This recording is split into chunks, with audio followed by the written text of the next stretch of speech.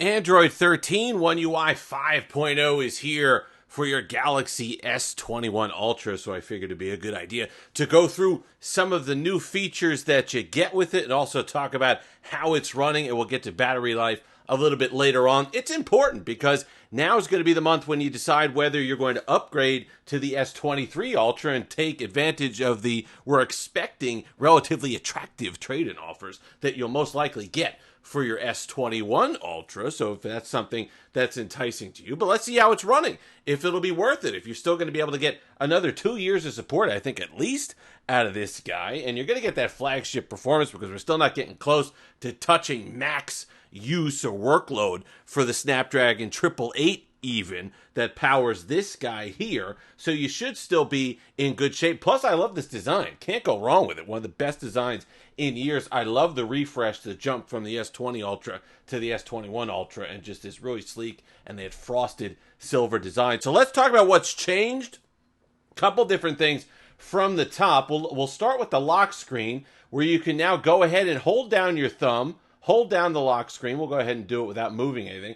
I'll go ahead and turn this off screen for my unlock pattern, but then you can see something like, where have we seen this before? A little bit, an iPhone. I love when they borrow ideas from each other, and it's not one over the other. It's not just Samsung taking ideas from Apple. Apple does it too, plenty. But you get the kind of lock screen customizations that you get in iOS 16. Now you could go ahead in here and change your clock settings, change the color, change the font of the clock. There's also notification changes. You could go ahead in here, and instead of just getting the list of apps, you could go ahead and put in details, get some transparency there. There's live updates to notifications as well now that you can have if you have the details selected. So I kind of leave it on icon only because that's the way I like it. We'll go ahead and get out of that. If you're somebody that's big into photography, you could go in now, you could add watermarks. That was an addition for One UI 5.0. That's here as well. You could go ahead to yours in camera settings and click that, and you'll get that. The notification shade, this is something I've commented on all the videos and all the Samsung devices that got Android 13 One UI 5.0 because it is indeed one of my favorite features. A little slight aesthetic changes, but it makes a big difference. When you go ahead and you scroll down on your notification shade, look at that. The extra contrast that you get, not only in between the transparency and the notifications and your background, but now you get contrast between the notification settings button and the clear button, where before it was just that text that you had to try to hit. Now I love the fact that I have a little bit of a button around there that I could clearly hit and not make the mistake of just, a lot of times I would just go back to my home screen without clearing my notification. I don't know how many times I'd have to do this over and over and over again and missing it. So I love that little change that they made there. If you're somebody that sends your phone in, even if you're giving it to a friend for some reason or whatever, but you're sending it in for repairs, if you got a screen repair issue that you're doing, you're getting a battery repair, you had an issue, now there's maintenance mode, which I think is a great idea actually on a lot of this stuff. So you're going to go into battery device and care.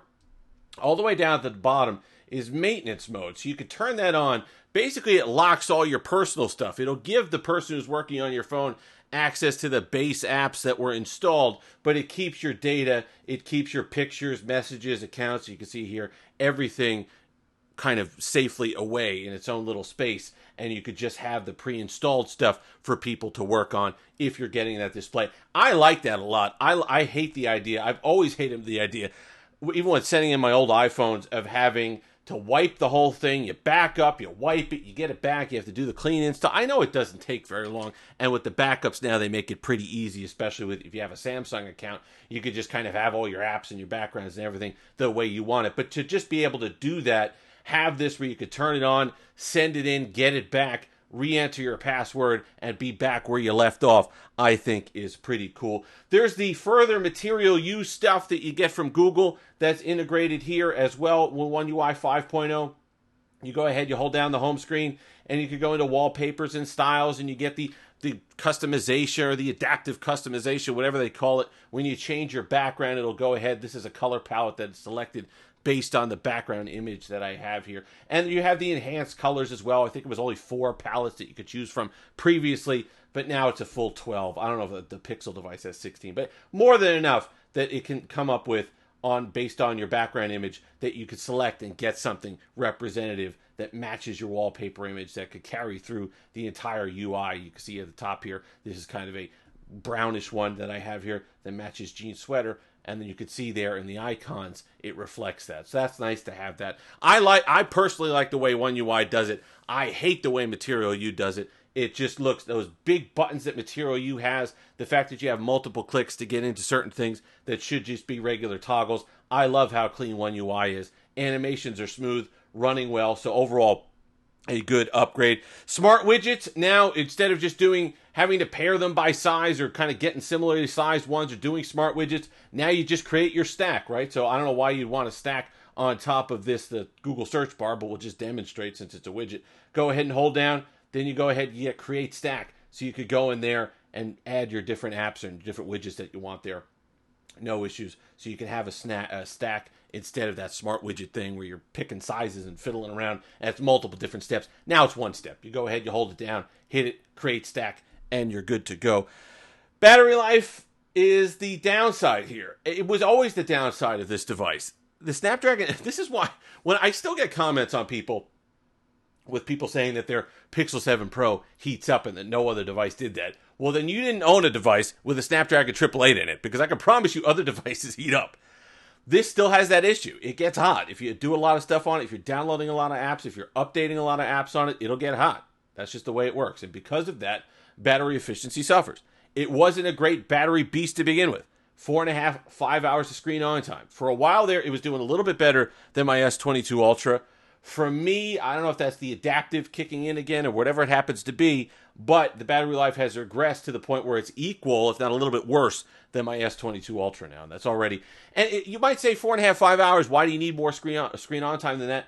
That's a fair point, but at the same time, at the time, this was a 5,000 milliamp hour, still is a 5,000 milliamp hour battery, but you're paying that fat flagship pricing on it, so you'd expect a little bit better performance, especially since they have 2 years now almost of optimizations in there, that if it were going to be a software thing that they could optimize, they would have figured it out by now. So on Android 13, you are back to where you were, I believe, 4.5, 5 hours of screen on time. If you're careful, it turned the screen brightness down and all the rest of it. If you don't need the 120 hertz, perhaps you could raise that a little bit, but I like everything on. Overall, I like the design. I would have no problem keeping this for another 2 years. If you don't need an S Pen, there's no reason to upgrade to anything else besides this right now if you have it. And you can, I'll put a link in the description. They're about $550, $600, might be a little less than that now. Amazon renewed, so link will be in the description for that. You might want to pick one up because it's certainly worth looking at. If you get that camera system, so it's the up-to-date camera system where you get your periscope zoom, you get the laser autofocus, so all those things that were problems with the S20 Ultra that were corrected with the camera system on the S21 Ultra, so you're not left behind there. This is a relatively modern camera system, modern design, modern features with the refresh rate, beautiful Samsung panel, still the best around when you're talking about color and contrast and brightness, all the rest of it. Lots to like here. Android 13, OneUI 5.0, running well, no complaints. If you've made it this far, like, comment, subscribe, all that fun stuff. Until next time, have that Steve-licious day.